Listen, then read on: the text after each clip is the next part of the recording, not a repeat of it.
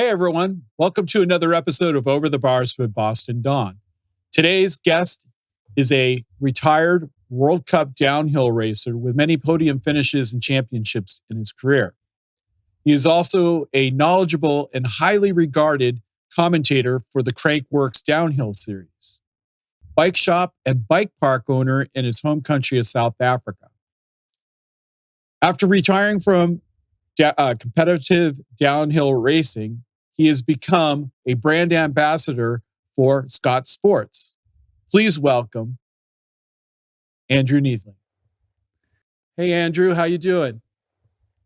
Whoop. Great, mate. Thanks for having me, and I think thanks for supporting, my podcast from the get-go when I was learning and still am, and I think that's how we connected. So it's cool to jump on a call and chat things, mountain biking, podcasting, bartending, hopefully, so I can get some inside stories on that.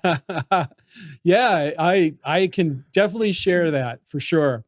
Now, one of the reasons why I reached out to you is that I followed you as a Scott ambassador because I own Scott Genius 2016 Genius Plus bike, 720 Plus.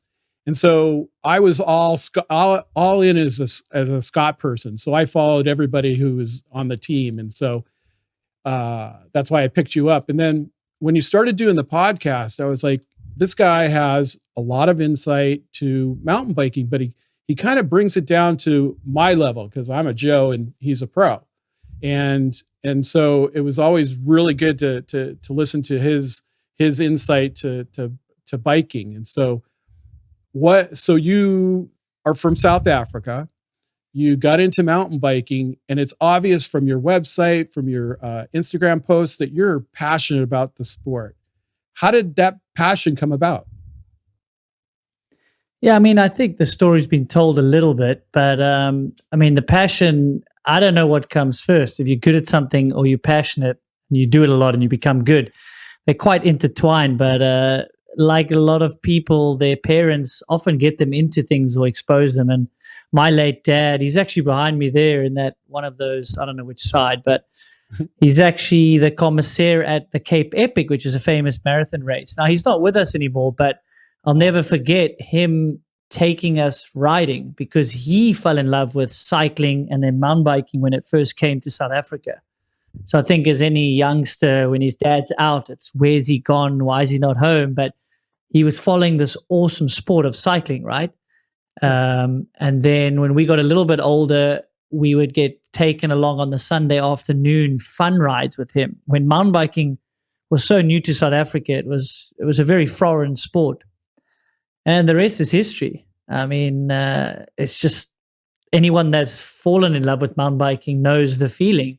And you just want to ride more and you start progressing and one thing leads to another and you take that to the racetrack. And we traveled South Africa as a family for many years, doing local races to nationals. And I guess there's some sort of potential that was there with me and my brother and off we went. And now we've both made a career in mountain biking. Now my brother runs the shop at home after his career. So, I don't know. I don't know much else these days, so I'm almost stuck in it. Well, it's true, and what I think is really cool is that, as you just said, your dad got you into the sport, and then brought your brother, yourself, the whole family got involved, and so as you look back on that, how does that make you feel that your parents were totally into something that you were into?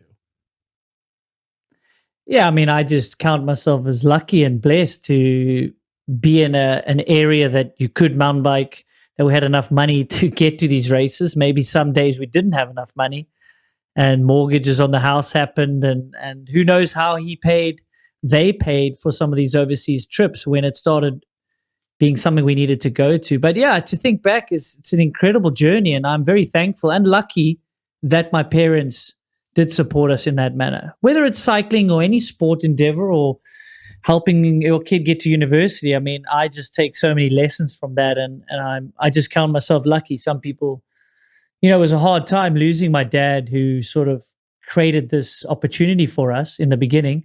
Right. But I just look back and all the sort of the way he lived his life and how selfless he was and how he sacrificed his own life and his health to get me and my brother basically to where we are. It's special looking back, and I'm just thankful. And that's probably subconsciously some of the reason why I'm still in the sport and wanting to hand over the knowledge that I have, or pay it forward, if you will. Yes, I still make a living from the sport. Let's not sugarcoat it, right? I'm not doing everything for charity, but I am involved in charity, and maybe we can jump to that later. But yeah, I guess it's just the lessons I got from him being so selfless, and this cool opportunity to be in a sport that is everly growing, right?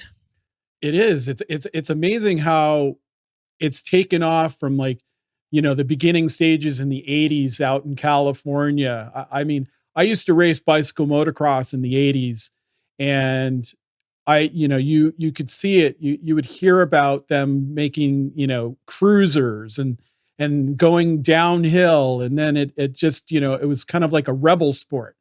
And then it became, more organized, and then, kind of spreads out from, Northern California down to Southern California. And then it goes, kind of makes itself like east in the United States. And it's pretty cool to be part of it at a later stage for myself. I didn't get into mountain biking until 2015. But I'd always wanted to get into it and never stepped into it. And so having your dad be there as the catalyst for your life's career, right? How did your friends see you? Were you riding with friends? Did you get other kids in the neighborhood to go race or ride with you? Yeah, I mean, with it being such a sort of new sport in the country, I sort of had two separate groups of friends, because all the guys at high school, and I'm still friends with a core select crew, Correct. With these WhatsApp groups and stuff, and they've moved all overseas. None of them rode. None of my core friends that I would sort of go to parties with and stuff like that really rode. But then the mountain bike crew that I met became very close friends. Sometimes I would spend more time with them than my other friends. So how did they react? I mean, I was just that crazy kid on, like you said, some people thought it was still a BMX, and the sport awards I would get at school, it was foreign to everyone. They didn't know, the teachers didn't even understand why you're missing so much school to go to these races. And no one knew, because it was so new. It wasn't that you could make a career from it, or at least not in South Africa, right? Right. So, I mean, I guess I was the crazy kid riding a bicycle, jumping off curbs, and then later on dirt jumps and bigger. And then I guess I found my identity in it. Obviously not a healthy way to look at it, but I was the mountain biker that was successful. I was the crazy guy. I was the idiot at parties because I was the crazy downhiller. So I don't know. I guess they liked it. I mean, they were happy to, maybe later in life, he's the mountain biker. He's the crazy, it was the way they intro me. So that identity kind of stuck. So yeah, I mean, I think that answers your question. They looked at me like I was crazy, and some of the shit I was doing was deemed crazy. But I always say, if you do something long enough and you get comfortable enough, it's pretty second nature to you. Yes. It looks crazy from the outside because someone's not put the time or effort in, and there's certainly a lot of risks with mountain bike over some other careers. Yes, of course. So yeah. I looked you up, and you were born in 1984. I'm gonna freak you out. I graduated high school in 1984, and so growing up in the 80s, Vans tennis shoes, I can totally relate to your identity, finding your identity in the sport of mountain biking. I found it in BMX.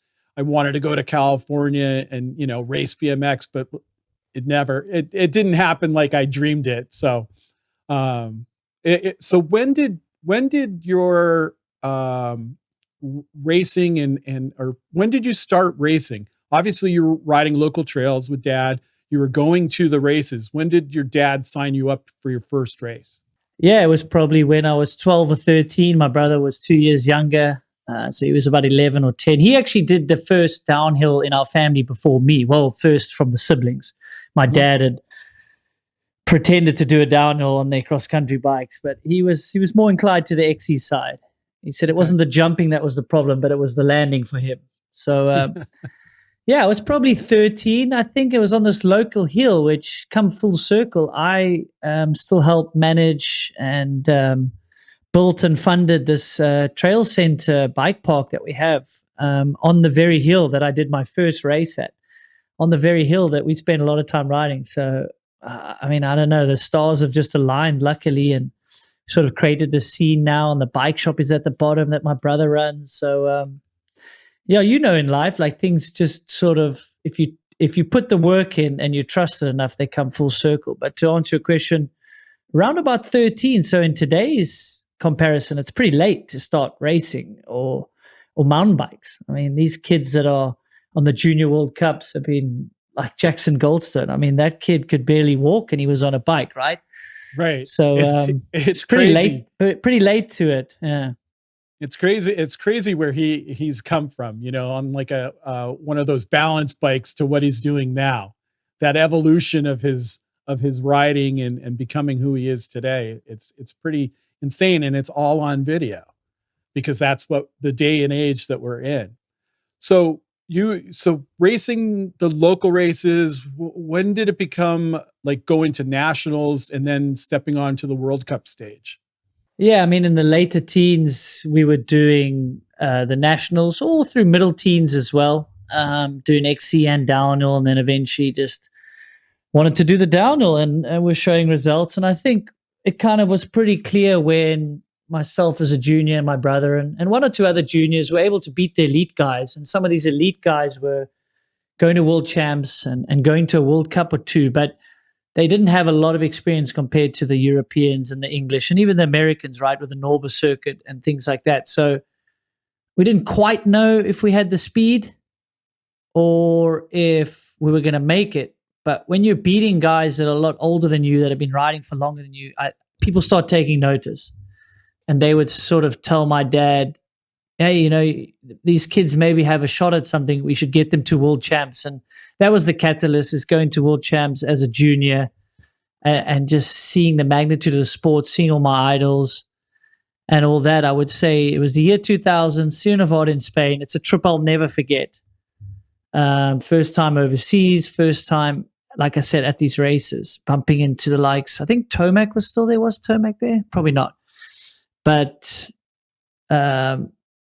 just Nicholas Villiers, Greg Minnaar. Minnaar was already on the circuit, obviously. Brian Lopes, just all those huge names, and it was getting signatures from these guys, asking for their goggles, but then still having to line up as a junior.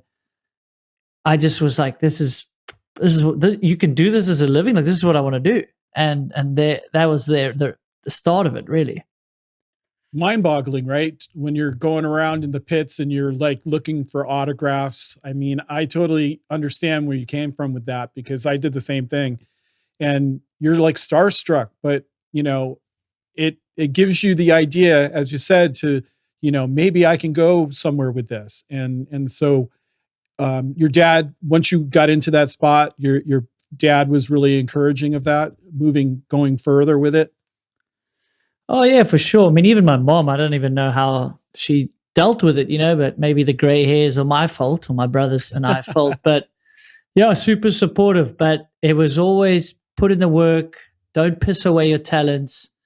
Don't take this for granted. And then he would support wholeheartedly. Like, in the beginning it was, let's see. He didn't say it, but it was, if we started doing well, then he'd say, I'd support you with certain bike parts.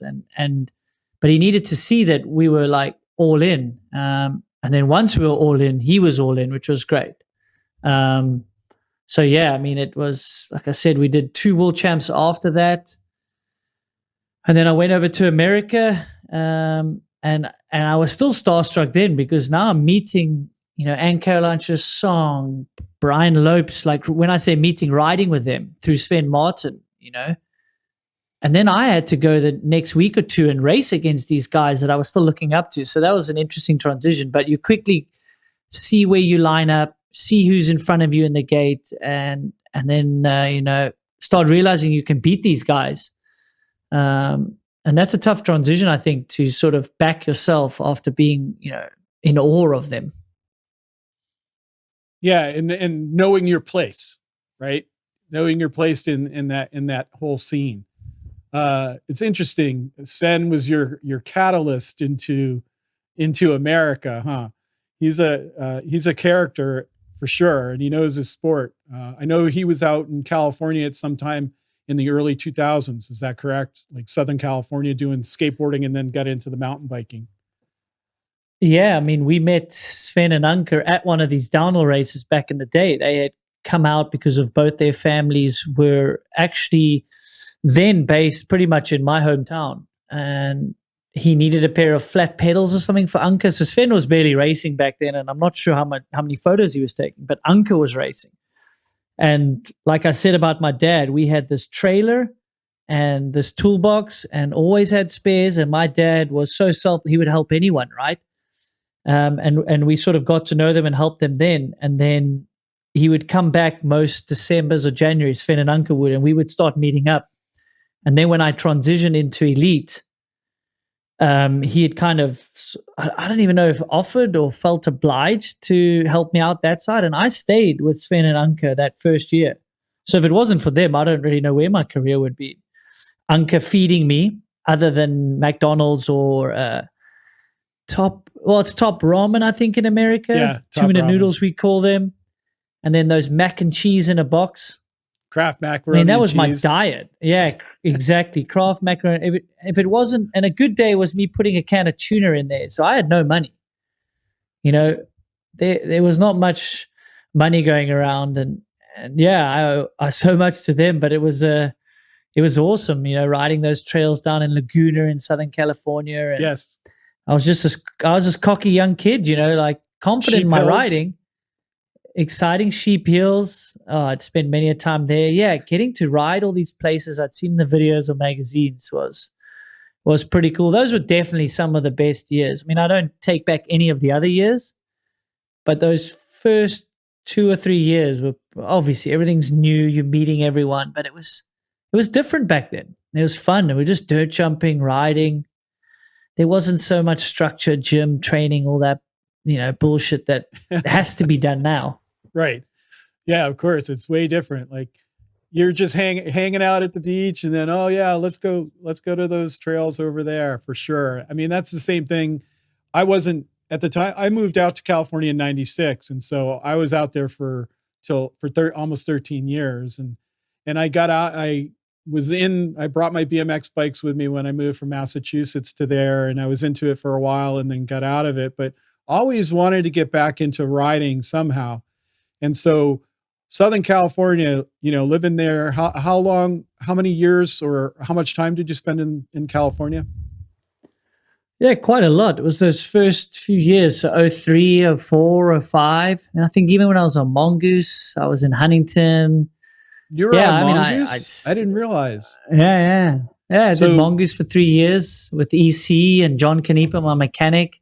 Yep. I mean, the list goes on. The people I need to thank that's what makes the industry so cool. You know, former teammates like Duncan Riffle. You know, he was a national champ, US national champ and top World Cupper.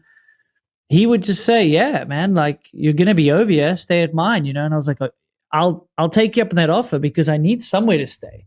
And for me, like, yeah, it helped me financially, but to go stay in a hotel on my own or, you know, like that shit, like it's lonely, you know? So when I was able to stay with teammates and even mechanics, like, yeah, it was kind of like a home away from home. So California for me in first couple of years over there was pretty cool. And then after that, the UK with Brendan was awesome, getting to know his family, his friends, and like plug into the riding culture of these other countries was pretty cool.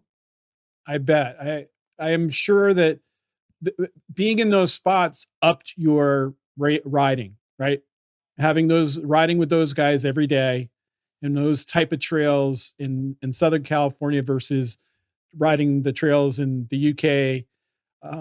It probably really helped your riding and your racing. Is that correct? Yeah, definitely. I mean, the challenge with South Africa is that we have huge mountains and we don't have access to the top of all of them. But yeah, you're in your comfort zone. Eventually, you know every rock and pebble and you can beat the guys with your eyes closed. So what are you going to do? You need to go overseas and get that experience. And that makes it harder for a South African. The money doesn't go as far. The travel's crazy. You know, if I'm in America, that's a 2-day flight to get home, let alone the cost. There was no luxury of going home when I'm burnt out or, you know, tired of traveling. So yeah, you had to make do. And yes, you were around these great athletes. I mean, my first few years meeting these athletes, getting to know them, riding with those top Aussies, I mean, that pushed me on so much. That's fantastic. It's so being on the World Cup circuit, who was your first sponsor besides mom and dad? Yeah, well, yeah, all throughout they had to support a bit. No, it was actually Global Racing technically, the team run by Mon Whiteley at the time, but they had 2 years of funding, I think, 2 or 3 years of funding. It was this huge team, Greg Minnaar, Missy Jovi. And then there was this financial crisis, or at least maybe the Japanese side. Now I'm butchering a lot of this. I don't know exactly how it happened, but there was a problem with the team and the funding, so they had to downscale. And that's when Greg had to go get a ride at Honda, and everyone they dismantled the team. But Martin thought he has to try keep the team going to either build it back up or maybe branch into something else. So through Greg, Gary Flipper, who's Gary Perkins, was a World Cup photographer who actually probably mentored Sven a bit, at least was a big colleague of his and friend. They got me a call with Martin, a call and an email. And he actually took me on, which was big of him because I had some junior results to show him, but he took a gamble and basically got me bikes and support, no money, to go overseas. And that's when Sven and Anke helped me. So it's technically Global Racing, but I always laugh. I said it was like a gold card. It was like having an American Express, just the kit that I was wearing, because I could walk to RockShox and say, you don't even know who I am, but I'm on Global and I'm hoping for some help. And they were almost forced to help because the team had sponsors. And that was my first sponsor. And there was a shop-owned team. You know, I basically did an apprentice for 3 years, grouting tiles in between, trying to get some dollars to pay for the next race, phoning my dad, you're still able to enter me at the next race. I've got money to cover these expenses. So it's a big effort, but I wouldn't have it any other way. And then my first contract was Mongoose. And I don't know when this will air, but I had EC on my podcast, Eric Carter, who he's such a good human. Yes. And he actually got me this ride on Mongoose. They saw the race results I had at Idaho that year, my third year in, and had been watching this South African kid with not a lot of support. And luckily he saw something in me and got me a factory ride with Mongoose. And that was pretty surreal. Seeing the contract in the inbox with the dollar amount and expenses. I mean, yeah, it doesn't get much better than that when you're a kid chasing this dream. Back in that day, they had money to burn for sure, because they had was Lopes on the team at the time? Yeah, it was like the sister company. I think it was Pacific at the time. Yep. And I was on the Mongoose side. So late 90s? With EC, and then this was they had money to burn and they didn't. I think it was like just after the corporate time. This was 06, 07, 08. Oh, okay. So basically into some of that financial shit. No, they definitely didn't burn money on me. Like, you'll laugh at the salary, but for a South African kid living on his own or wanting to move out or had moved out, yeah, it was pretty cool, I must say. Yeah, I bet. Because I used to know Eric Roop, who was on the BMX side of the team, and he's a good guy, and then through that I met Lopes and whoever else was on the BMX side or mountain bike sides. So what do you think it is about your personality or who you are as a person that you're a magnet to these people that are more than willing to help you out, and who they come to your aid, but they help you out? Do you have anything, have you thought about that? I mean, you'd have to ask them. Hopefully for my dad and mom's sake, they'll say I'm got decent enough manners, and that I say please and thank you, not all the time, but I would hope most of the time. Yep. And my dad always taught me, like, sponsorship's a two-way street, right? You know, that you want something from them, but you got to give them something. But I think it was the manners and respect that my father instilled in me. You know, when he would drop me off so he would come work at Ciora each year, and I'll never forget this. And he's old school in a great way. So he would find whoever's going to be around me the most, be it a mechanic, a team manager, and he would go up to him and say, you know, thanks so much for the support. And just so you know, when I leave here, you may treat him as your son. And when I say that, I mean, if he needs discipline or he needs a smack, you have my absolute, what's the word? You have all the right to do so. So, and that was my dad. Like I said, if we were caught wasting our talent or not working or not putting 100% in, we didn't have to win the race. But if we pissing about, it didn't make him happy, you know?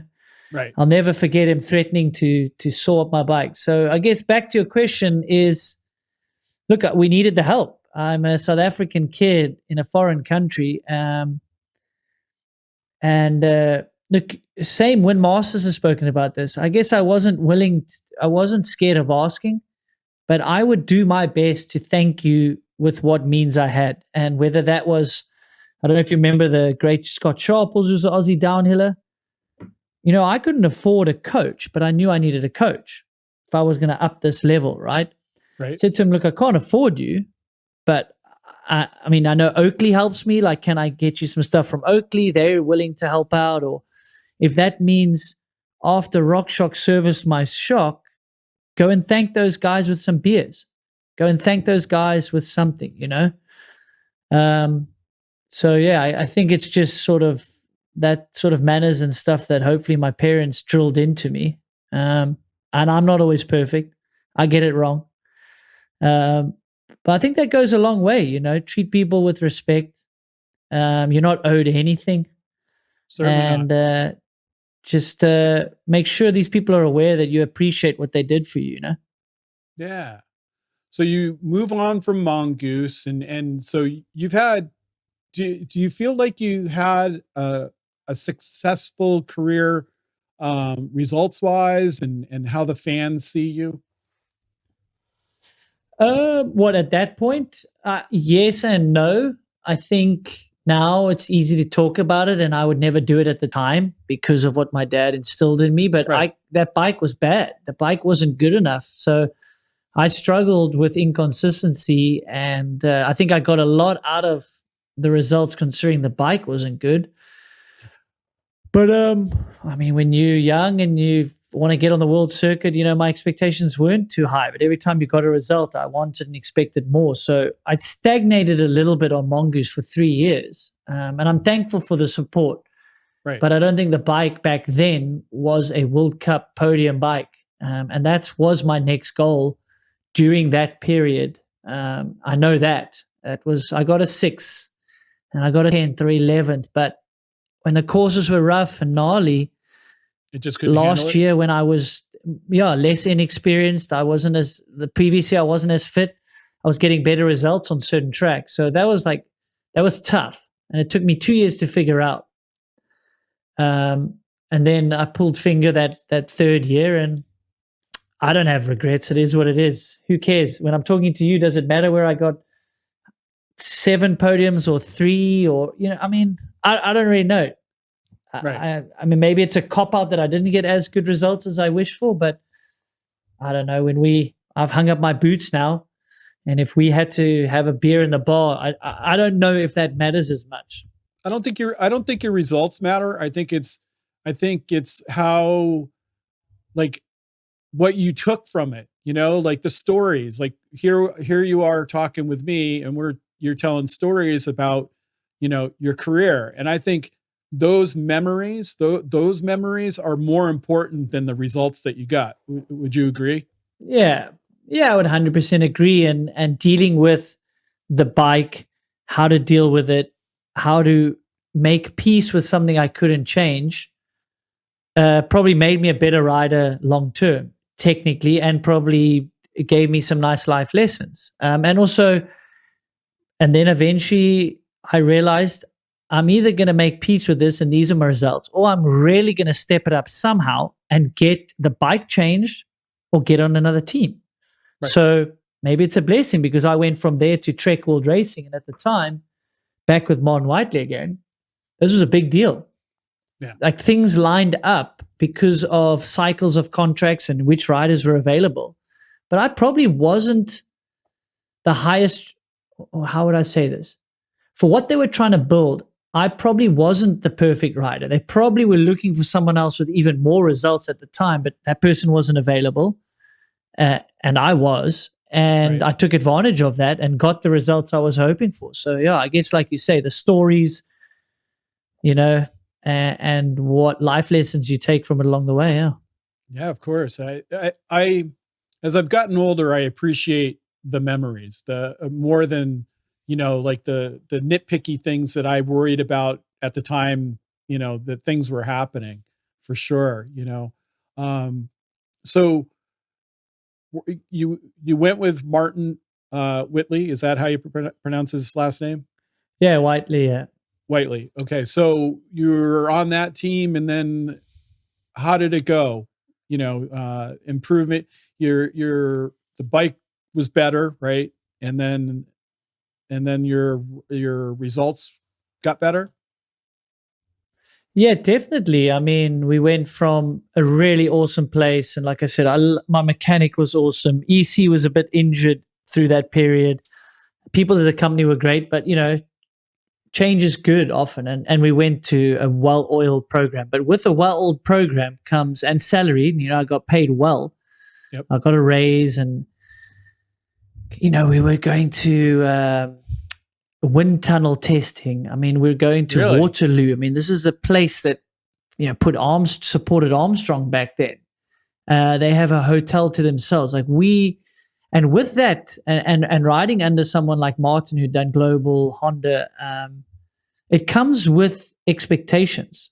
They don't try put it on you, but you put them on yourself. When you have no excuse, so the bike's good, tires are good, mechanics awesome, you're getting paid, it's all on you. So when the results don't happen soon, it starts weighing on you. So it was a tough transition, because I expected to perform and wanted to perform from the get-go, and they probably did as well, because they invested a lot into this program. And I think the podium so I hadn't had this World Cup podium, right? This monkey on my back. Right. And this is not about my results. It's just like, when you're an athlete, you set certain goals, and that was the next one I wanted to tick off. But it took until the second year. I kept messing it up. I'd qualify well.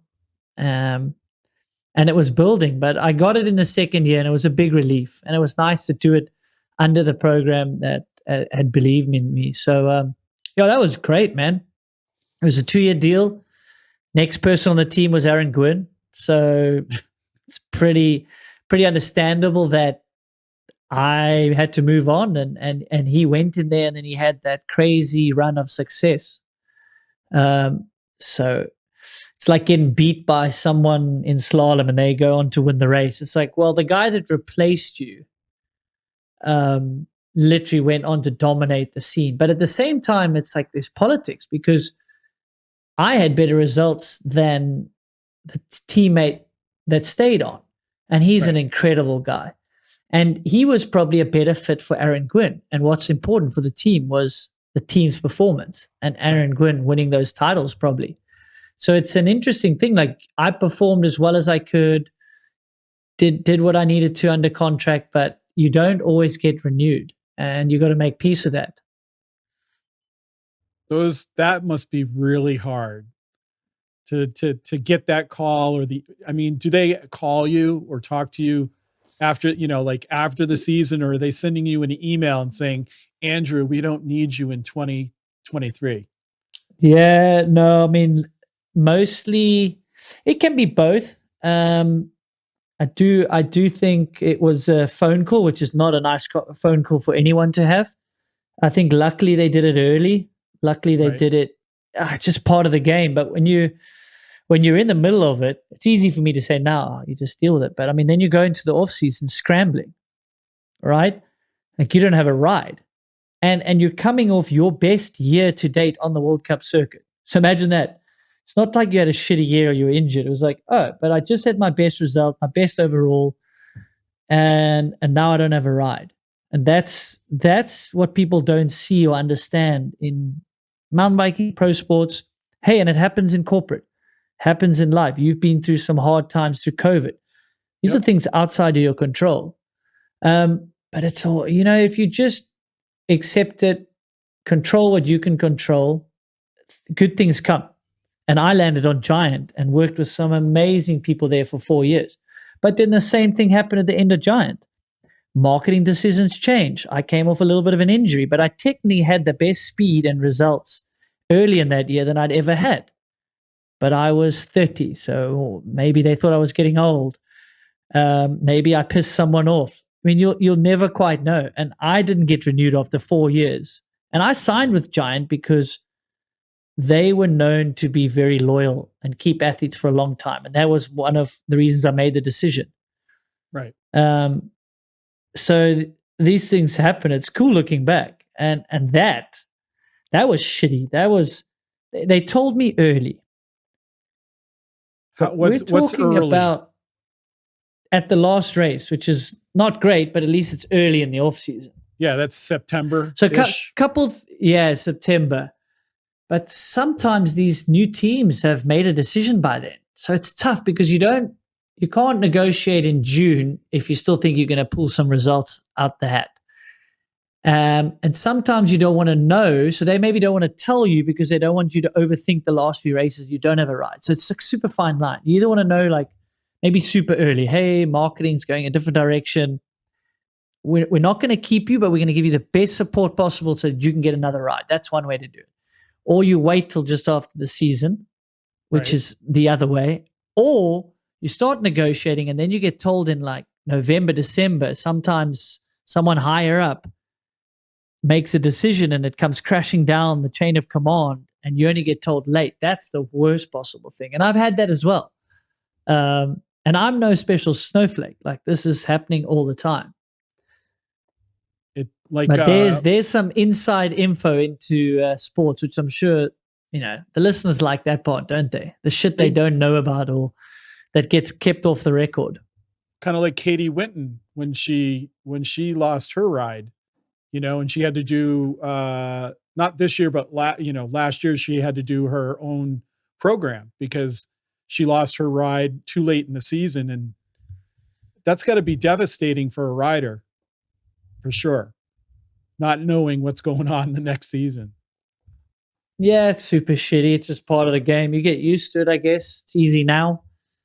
But that's not nice because you're scrambling, right? So you've hopefully made connections with team managers, riders, and you're emailing and trying to get calls and seeing who's available, who needs rides, and then it's the negotiation. And it's supply and demand. If you go into an off-season where 10 teams are looking for a podium rider or a top 10, whatever, or a winner, and there's only 3 available, oh man, you are styling. But if you go into an off season where there's 3 teams looking and there's 10 to 15 riders, it's just shitty. It's just a bit of a tough place to be. Do you think if the teams and or riders were more open about their contracts and what they were being paid, would it make decision making a lot easier for everybody involved? Yeah, such a tough one. It happens in other sports, so why doesn't it happen in cycling, right? Exactly. I don't know. Are there other sports that are this hidden about it? Yeah, I think it's shitty. It's like there are some guys that probably are underpaid because they're not sure their worth or they don't know what someone else is getting of similar stature. Will it level the playing field? I don't really know. I don't know. It's a good question and something that's come up on the podcast a lot. And Gwyn's been a little bit more outspoken. So has he raised the salaries of other riders that now eventually they know what Gwyn makes? And then what if they have a year where they beat him? Yeah, then they're going to up the pay. So, but it has a knock-on effect. it might get the top people paid more, but maybe there'll be less rides and less money for some of the lower tier people. But at the same time, sometimes there's not enough money to go around, and these lower tiers people are maybe getting a false sort of hope of having a career in this sport, Right. Exactly. Like here in the States, as you know, NBA, NFL, NHL, hockey, baseball, all of those salaries are out there in the open. And it's really crazy that the mountain bike, the World Cup teams and riders aren't sharing that information, because I think it's necessary, because then you have a better way to judge how much money you need for marketing, how much money a rider needs. I just think that it would help everybody. Now, I know that there's been talk for a while about the Pro Riders Association in World Cup downhill. What do you think of that, being that you've been out of the sport for, since 2016, right? You retired at the end of that year. So we're 6 years past that. What do you think about what all those riders are trying to accomplish with the UCI and having their own association? Yeah, I mean, I think it's a good thing as a whole, but I will state it needs to be done inclusive of everyone. And Yes. what I mean by that is they do deserve a seat at the table. I think I don't know how you can argue against that. But what I will say is the way everyone's doing it right now, I'm not sure that's how much animosity is getting built. And I think we all need to work together to build a better product. And when a better product becomes available or goes to market, everyone can benefit. So if just the race organizers benefit, then the riders maybe suffer a bit or feel they suffer. And if that happens, the resentment builds, etc. So I think in other sports it happens. Now, union is a strong word. People get very worried about the union and workers' unions and this and that. It's like, no, I think what needs to happen is the riders do deserve a voice, especially on safety. Oh, especially my God, on all things, considering that they are the product. Now the team, so now there's the race organizers, the broadcasters, maybe that's together now. I don't know a lot about that, so I can't speak to that. You've got teams and team owners. Then you've got industries like the Scots specialize the Trek, so they're putting money, and then you've got the riders. The riders are equally important as all of them, but so are the industry, so are the teams. They're spending all the money to support this ecosystem. Correct. So all of those together should have this sort of seat at the table, and it's tough. I mean, for everyone to get in a room and agree is going to be difficult. But it's not cool sitting at home or being at some of the races and going, we're still complaining about the same shit as when I was there. We're still talking about having a riders group union voice, and it's awesome that it's happening. And they reached out to me. They spoke to me. Would I be interested? I said, I don't know if I'm going to be at all the races. Do you need someone? I think I could do a good job, but at this time, someone else is helping. And as long as they do something, but they need to start somewhere with this. I think Don is, hey guys, we just want a seat at the table. We're not coming here to, don't go in there with too many demands. Like pick a few key things that are important and build a working relationship that everyone can build from. Do you think, I know Emily Siegenthaler, I can't pronounce her last name. She's one of them. I know Loic has been talked about as being part of it. Do you think that it would make sense for them to maybe reach out to maybe another players association? So like the NBA Players Association or the NFL Players Association. I know those groups are really huge, but maybe somehow get some info or feedback, if that would help them, create this World Cup Downhill Racers Association. Yeah, I mean, I think it's a good point. I think leaning on some industry or sport that's done it before and has gone through the trials and tribulations and lessons learned. Yeah, I mean, I think that could be good. Will they take the call? Maybe not. But yeah, I definitely think so. There's a lot of unknowns at the moment. And so I can't even a shame. speak to what they don't even really know what they're fighting for or against. And fighting's the wrong word. I shouldn't even use that. Right.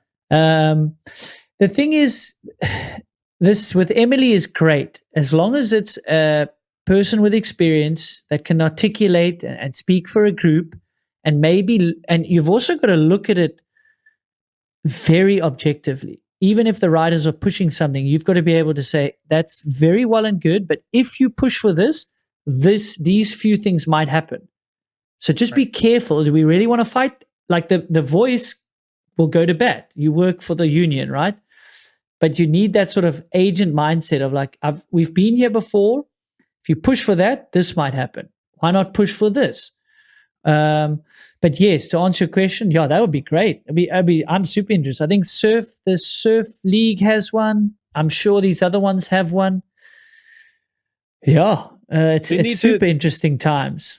They need to get a collective bargaining agreement where, this is a symbiotic relationship, but I don't think I see it that way from the people above the riders. I think that I don't know. I'm not in it. I'm just a guy in Massachusetts who loves watching the sport and going to Mont St. Anne or Snowshoe because it's on my continent, and taking photos and hanging out with people from time to time. But to see the riders, not being, say, protected, as far as like safety concerns or money issues, the purses that they get are kind of ridiculously low for winning a race, and however it goes down, down the number of riders,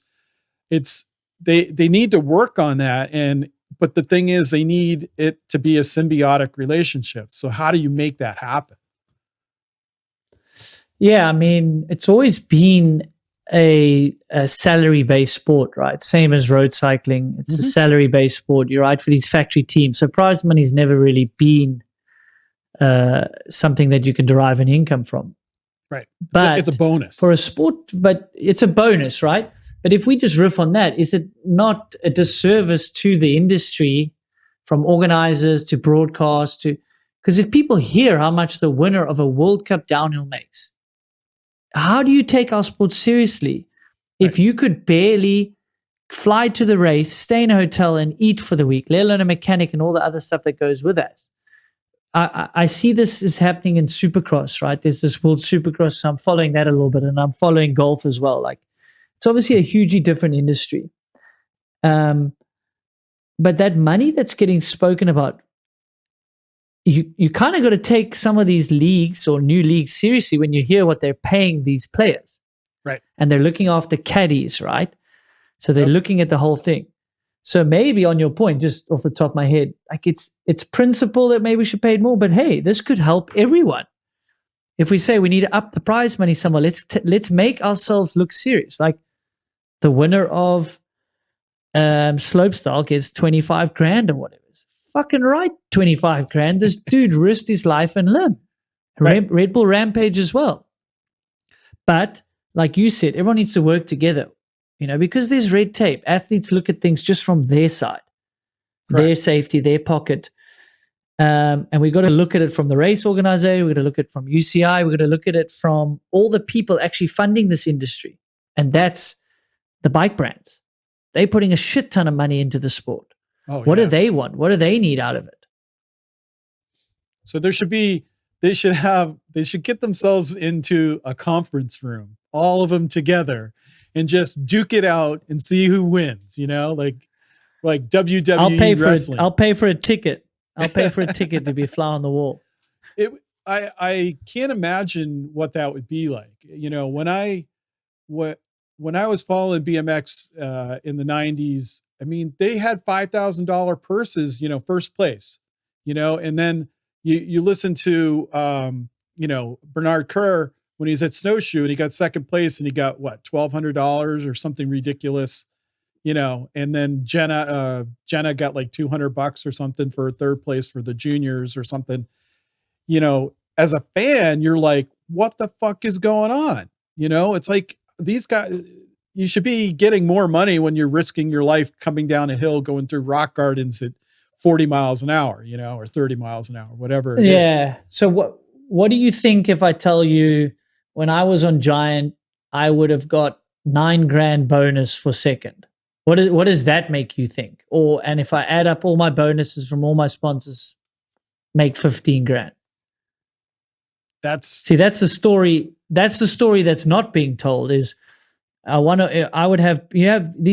riders have bonus structures, right? Yeah, the contingencies. Now, I'm not saying the prize. Yeah, I'm not saying the prize money is correct. I'm just saying there are other sides to the story that right. that if you were aware of it, you'd be like, I respect that a little bit more. But hang on, surely we can find a little bit more money somewhere. Yeah. So that we can look a little bit more professional. Yes, I would agree for sure. Like, I understand that there's contingencies. Like most fans might not know that, but I'm aware of it because of being around bicycle motocross and being around pros. Their grip company gave them $500 because they got first, or number plate company gave them $1,000 or whatever. But I mean, that exists obviously in mountain biking. I bet, right? Downhill racing, they probably get contingencies for their results, correct? Yeah, no, definitely. But I mean, it'll be super cool if I'm for everyone to do better, right? And that's this new organization as well. Not a lot of info out there. I can't really speak to it, but I'm very excited about the future. We just don't know what it's going to exactly look like. But I think if everyone, like you said, imagine getting in a room and trying to hash out what's better for the sport, keeping the riders happy, keeping them safe, keeping the organizers' budgets working. It's probably not easy to put on these races. Everyone thinks that because these big names are involved in these organizations that there's so much. We don't know. We don't know what their balance sheets look like. We really don't at this stage. We don't know what this play is. So I can't even speak to that. But I am excited about the future. And hopefully with that comes some positive change. I hope so. As a viewer, I hope so. I mean, Red Bull has done a fabulous job in promoting the sport, putting on the race broadcast, having incredible people, doing the commentary, their sideline reporters, having Tracy out there doing stuff before the races, and also Elliot. Those are great additions, and they'll sorely be missed.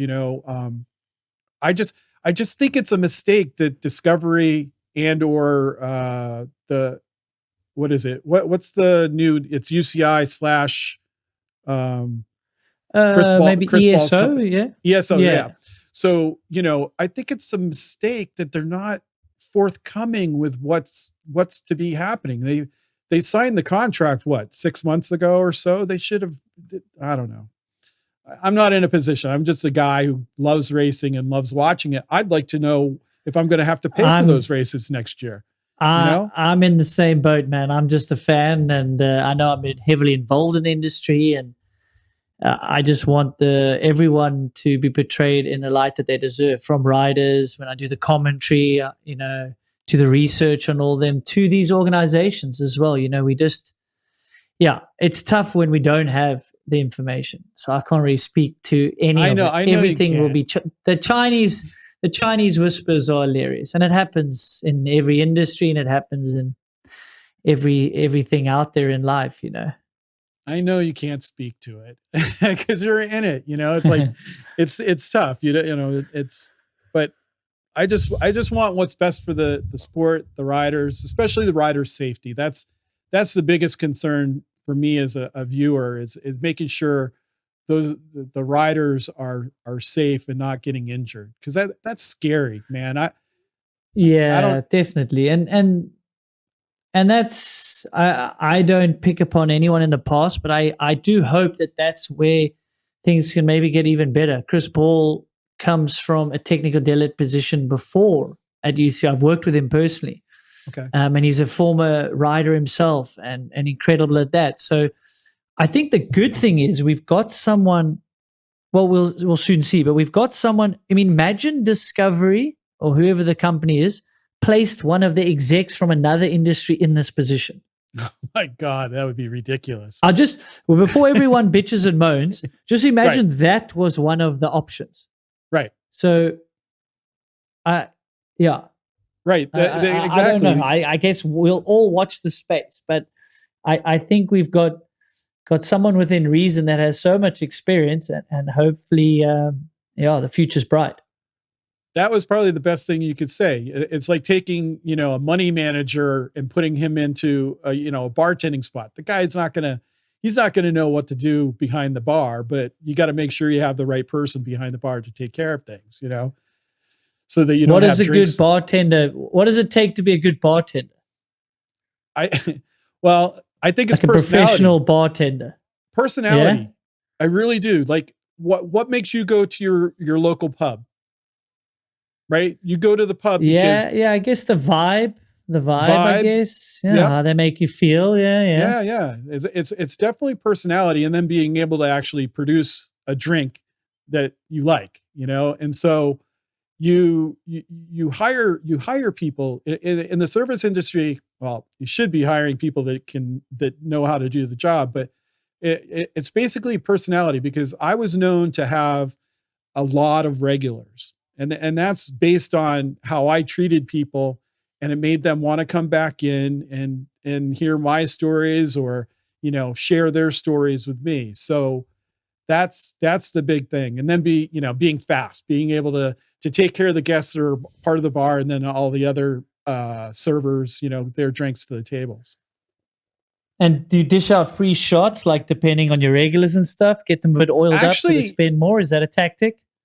Well, I worked in like corporate restaurants, and they actually frowned upon that. Okay. So they don't like giving away sounds things a bit boring. for free. Yeah. But that I think I don't agree with that mentality. That sounds like it's a money manager giving you that thing. It's true. I mean, there was a place that I used to work for where we had like what we called a spill sheet. And so you could give away a drink, but in Massachusetts, they're really strict with the liquor laws, and they don't want to get people drunk and third-party liability and all that stuff. So you don't want to risk it. Okay. No, South Africa sounds a little bit more wild, wild west at the minute. Yeah. I that would be fine, so yeah, that's what I think makes a good bartender, and being able to just share and tell stories, and entertain. You're an entertainer, basically. You're on stage, juggling, and not that you're literally juggling, but that's what it sometimes feels like, for sure. Yeah. So you turned the tables on me. Nice going, Andrew. I love it. Hey, I'm a host and a presenter as well, man. You should have known that was coming. No, that's fine. So what made you decide to retire from World Cup racing?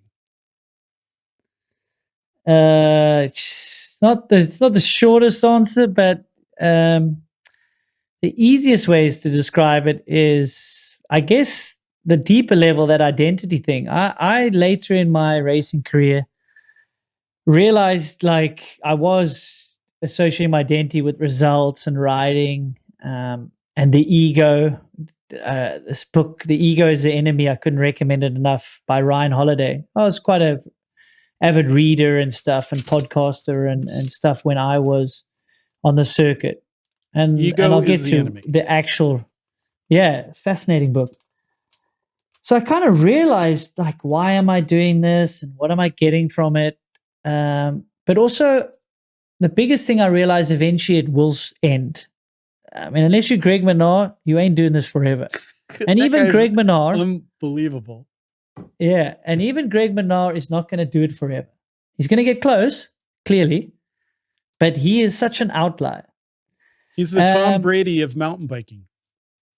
Yeah, dude, the Kelly Slater, the Michael Jordan, he deserves all of it. It's ridiculous, like this crash he's just had, and Oh, I had a God. catch-up call with him, and dude, he's his same old self, man. He knows who's going to get out of this neck brace.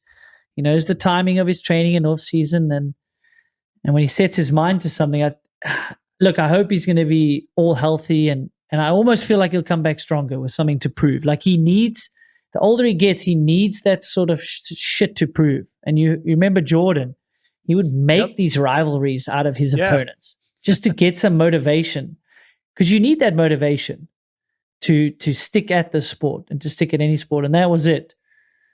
So I get to the end of this giant contract and I land with Polygon UR, and it was great that he took me on board. That's Couscous.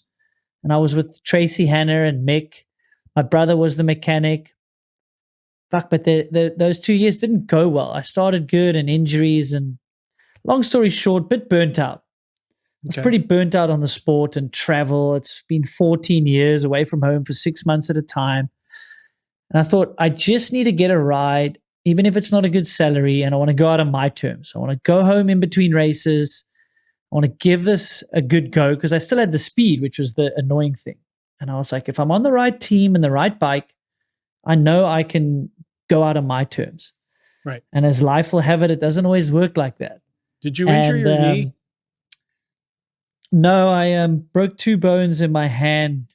That's what it was. Maybe 3/4 of the way through like 2015, and then I just didn't get back to my speed in 2016. Just bike issues, me issues, injuries. When you get older, it takes a little bit longer. Yes, I know. But I went into the off season, and it was tough to find a ride. It was.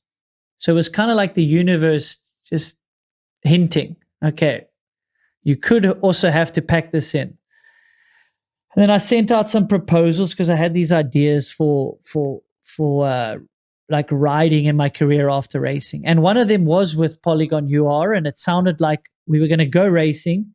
And if it didn't go well with the racing, we'd transition to ambassadorship and projects testing, which I liked the idea of. Yeah. And I was still motivated to race. But then that deal didn't come through very late. So then I was without a ride. Scrambling. And one option, scrambling. And one option, chatting to my dad, he said, well, you've been smart, you've invested, you don't waste all your money. Like, let's build it, like go racing on your own terms. So I thought about that. And I don't think I had the motivation, and I don't think it would have been a wise way to spend. I just thought, okay, well, I'll do that for a year or two, and then I'm 34. So who's hiring the 34-year-old guy? Right. So if you're 25 and you need to get through a year or two, it makes sense. But it was more this gut feeling like, maybe it is time, and this awesome opportunity came up with Scott, but not on the racing side. And Crankworks had asked me, she's a year or two even before that, if you ever done racing, we'll have you in the commentary booth. And I loved that. I loved the idea of that, but I wasn't ready, Right. So I put all those things together. I was like, I'm older. I'm not quite getting I had rides, but I didn't have the right one. Right. And I had this potential, and I was like, if I take that, I can probably do Crankworks. I want to do that long term. I want to commentate. I love it. Yeah. So that's a long-winded story. Thanks. I'm open to all feedback, and I'm really enjoying it. I enjoy the research, putting the work in, and telling these riders' stories. But anyway, it's a long-winded way of like, there's no easy way to explain retiring, because it was tough the first few years. You're so worried where you're going to get your next paycheck. What are you going to do? What are you going to focus on? And I still deal with it. But that was it, man. So eventually Scott, like the opportunity there, and I was like, I'm pretty sure I can do Crankworks. It's not for the money I was on, but right. Yeah. If we speak now, say, when did you retire? I say 32. Or if I say 35, what does that matter? Yeah, it doesn't. I'm a person that calculates risk, man. And I was like, I'm 32. I had 14 good years. The shit is coming to an end, whether it's now or in 2 years or 5 years. Right. I'm pretty good with where I was at. So a lot of self-reflection and the universe sort of guiding me as well. So what made Crankworks think that you would be good at commentating downhill, the races? Like, how did they see you? Like, where did they see that? Yeah, well, I guess it's back to even when I was racing World Cups, and it was a bit more loose there with Freecaster, and I think Rob was there obviously from the early days, and I'd get to know him, and he would have different guys in the booth, and back then he would sometimes have the races in after they would finish their run because it was so loose. Like you'd knock on the door, get a beer, and I was just so curious about it, whether I was just sneaking in to watch them do their shit, right, or I was like, hey, like I'm here if you want to chat racing. So I just loved it. And then I got injured in that 2015 season, and I was away from home. So I said to Crankworks guy, they were in France, Alpe d'Huez, and I said, hey, I'm injured. If you need me for anything, I'm here. Let me know. Yeah, sure. We'll have you at the downhill on site. It's not live. Right. Yeah, sure, man. So I did my research. I didn't get a lot of notice. So I did the downhill. No, before that he said, oh, can you do whip-offs? I said, yeah, I'll do whip-off with the local French guy. Did that. Hey, that was pretty cool. Will you do the downhill? Yeah, sure. That's on Sunday. And then 5 minutes before the slopestyle, he looks at me. He says, oh, I've been looking for you. I know this is crazy, but can you do the slopestyle? I said, I know the guys. It's not how I would have wanted to do it with no preparation. And I did the slopestyle. And he kept looking around. This is Darren, who runs Crankworks. And I knew the tricks. I knew the riders. I dirt jumped with half of them at that time. And you could say it came naturally, but I've been in the sport for how long, and doing videos and all sorts of interviews and stuff. And he just said that was really cool. And after that event, he said, if you're ever ready, we'll have you. That's awesome. So that was cool. Yeah. That just goes to show the type of person that you are, that they were willing to take a chance. And then understood that, hey, he has something and we could not use it, but have him be our commentator. So well done. No, thanks. Thanks very much. Like I say, right place, right time, but also putting your hand up. And making the opportunity happen. Yeah, exactly. So being an ambassador, so you are a content creator, if you didn't know that, or do you know that? I don't know, man. I am. Just don't say something like influencer. Then I might turn the call off. I know that whole influencer thing is just absolutely ridiculous. I don't get it. I just don't get it. But what made you decide to start off the podcast, Moving the Needle? Yeah, the podcast, speaking about, I'd had the idea 10, 15 years ago when I was on that Trek team with the Parkin brothers. They did the filming. Okay. I just always listened to these podcasts, and I was like, shit, podcasts would be cool. And we're on the race season, we're on this race team and we're doing the race season. There's so many stories going around, of course. And they sent me an email, and the subject line, I've told this before, the mic you'll never buy. I've still got the email, and they're right. I never did it. I never took the plunge. I didn't want to be out of my comfort zone. I was too busy racing in a good way. I think you should focus on especially racing, like one thing, and do it properly until it's no more. And COVID hit, and I went on Davey's podcast, which is now called Ride Companion. Back then it was called... Is that with Ollie? Yeah. Now it's with Ollie, but Davey's the host. Okay, yep. Dude, and he had me on his... It was called the Hook It podcast. I think he promoted some of his product and businesses in the UK side. And we get off the call, and he's like, you should do a podcast. I said, funny you say that. I've thought about it many times and never done it. No, you should do one, dude. I'll help you with whatever you need to know. Because podcasting is not like YouTube. It's complicated. Not just the equipment, but the uploading. It's horrendous. Oh, yeah. And I'm not tech savvy. not tech savvy. And I said, okay. And I think it was COVID, right? So I'm sitting at home, locked in my house. And South Africa had some horrendous long lockdowns as well.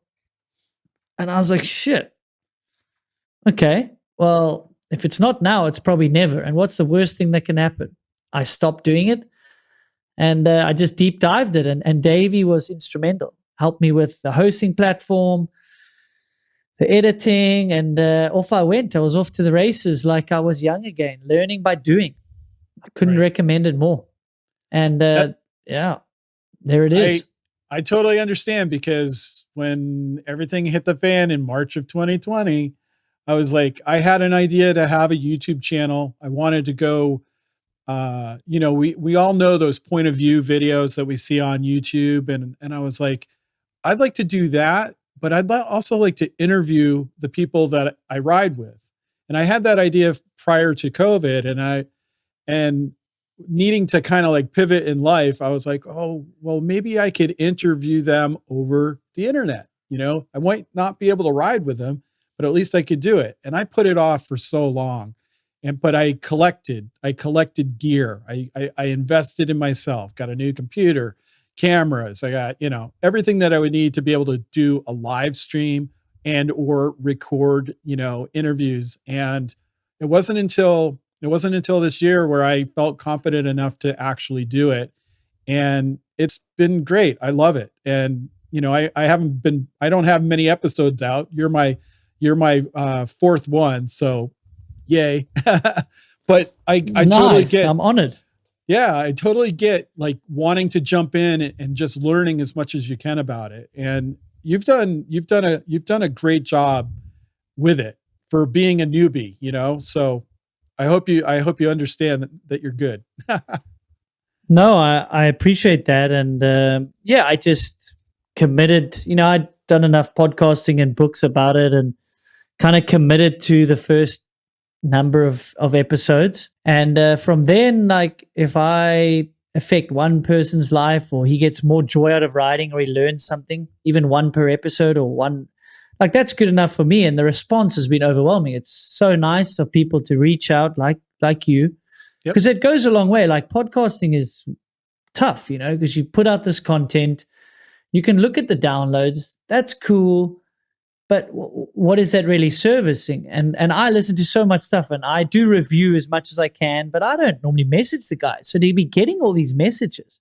I'm like, dude, I don't even message people. Maybe I should, because it's in my free time, and takes a lot of time to edit it and set up the calls and scheduling and getting guys on the same page.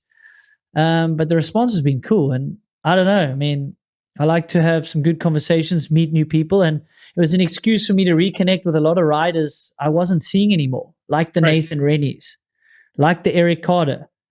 And I think people can benefit a lot from people's stories. And I think our sport doesn't do a good enough job. It's getting better. Maybe not they don't do a good enough job. It just takes time to tell everyone's story.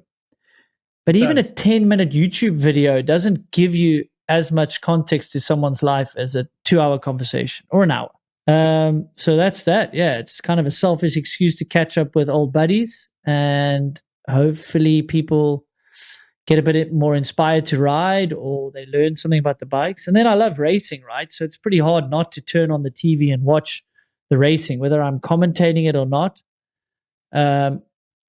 We can all sit at home and think why the guy took that line or crashed there or whatever. So we do those race review ones that are pretty fun, and Crank Brothers already supported that. So like with you can call me woohoo, but there's something there, right? There's a sponsor already.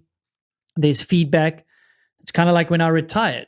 Well, there wasn't really a race team that I liked that was giving me a deal, but there was another company that believed in what I could add to their company. So yeah, trusting your gut is an interesting thing, right? And you need sort of some confirmation. But there you go.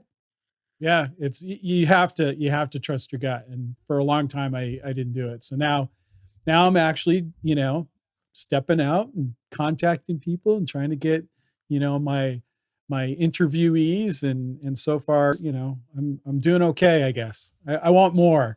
So if there's anybody out there that's watching this that would like to be interviewed by me, reach out. Dude, if you don't ask, you don't get, right? That's right. I For sure. battle with that. That's the worst part. It's booking, I don't know, just reaching out. A lot of people will come on, but you're gonna get no's as well. You're gonna get radio silence as well. It's part of the game. Yes. It's kind of like dating. It's like dating. Oh my when you're God, single. yeah. Swipe right, swipe left. Well, so you I start to wrap up things. So working with Scott has been a great for you. You this past couple of weeks, you've been working with dealers on the new Genius that's been released by Scott. How's that experience been for you? Yeah, so the launch of the new Genius was awesome. So that's actually when I signed up, was the previous design. So probably the one just after what you have. And that whole process was really cool. It was a great bike, is a great bike now, then.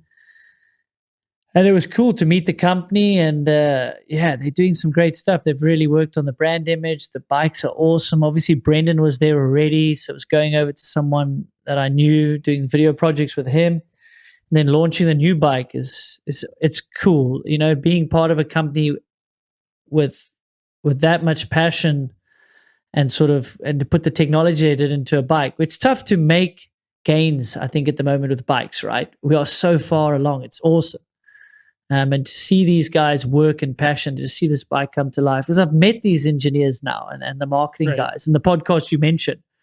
I was like, hey guys, let's talk about what it takes to bring a bike to market. And then the dealer events, there's dealers from all around the world, and they've chosen South Africa as the place to bring these dealers out after COVID. And there's 50 or 60 a week, and they do an awesome week itinerary, and I pop in and out and do the rides with them, or talk about the new Genius, and I have to pinch myself having nice wine on these wine farms. And I mean, I guess you forget, like, you've been there a long time, so you have a lot of experience, and you know the sport from another angle, and these dealers know the industry from another angle. They've been bike shop owners or things for so many years. So I'm learning a lot from them as well. So it's been really cool. Awesome. I wonder, did you have any dealers from the United States? Or are they going to do? I'm not sure when that week is. They must potentially still be coming. Or I don't know when this is airing, but yeah, I'm sure that side's also coming. Yeah, because I feel like in the United States, Scott isn't out there as much as some other brands, which is too bad. Because that's maybe fair. Yeah, it is too bad. I don't really know the reasons behind that. Right. Yeah, exactly. I wish they could show up here soon. Throw me a bike. I would love to try it. For sure. For sure. Well, what is Andrew Neethling's future looking like? Like you have your shucks, man. You have your ambassadors, like you're repping Scott, which you're doing a great job.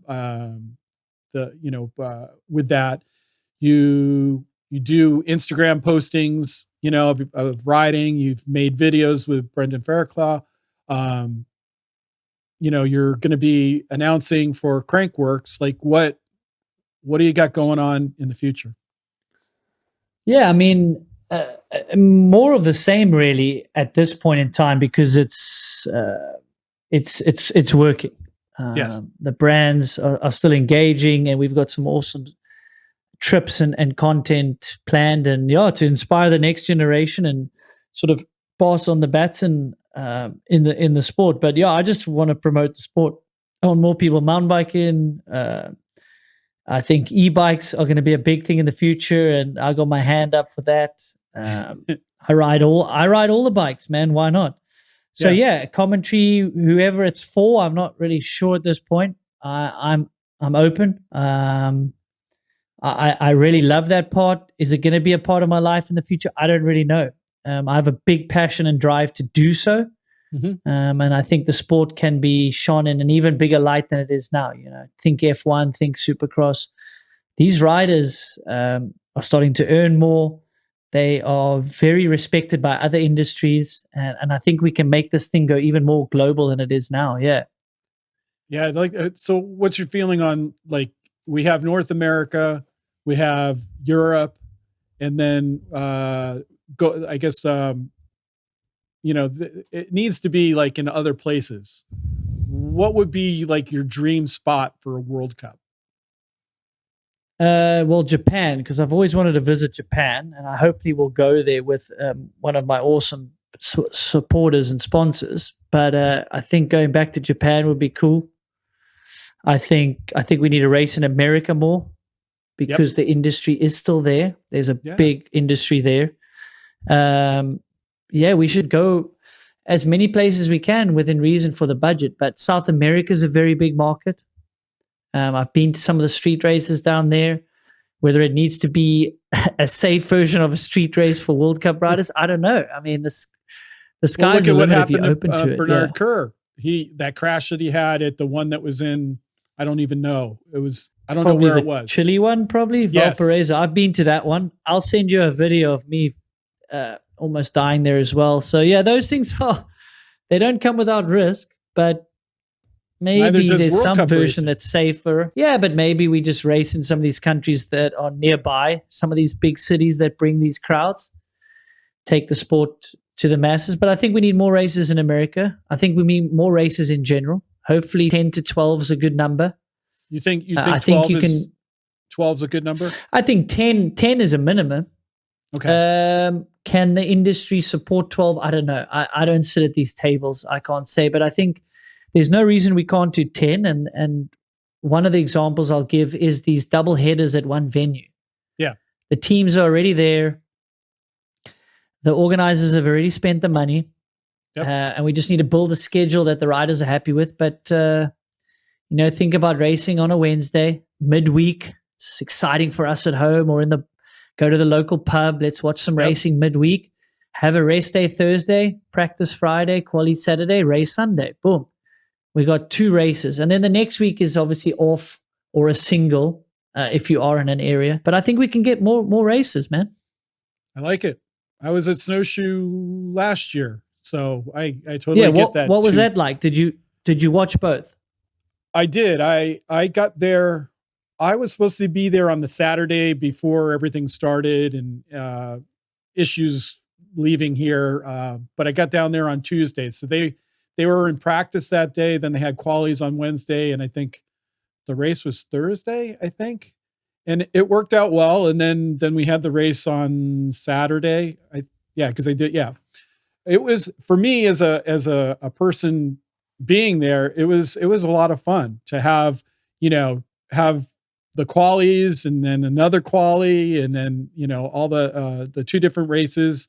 Tough as a photographer, because that's what I was doing. I went there as a very amateur photographer and try to mimic, what Sven and Boris do. And it was, it was tough to be out there all day for all those days, but the racing was awesome and Snowshoe did a great job. Yeah, well, there you go, man. As a fan, it's probably better as the workforce. And that's why I said you got to be good with the schedule, and it is harder. But maybe, what do I know? There's my 2 cents. Maybe there's a way to get creative and bring in some more racing. I like it. I like it a lot. So you're doing the pod, like we said, podcast and how about this? What's your New Year's resolution? I know we're a little early. Like what do you think? What do you think's going to happen New Year for you? Well, I know what's not going to happen is the New Year's resolution I'm not going to end up doing, because most years that's the case.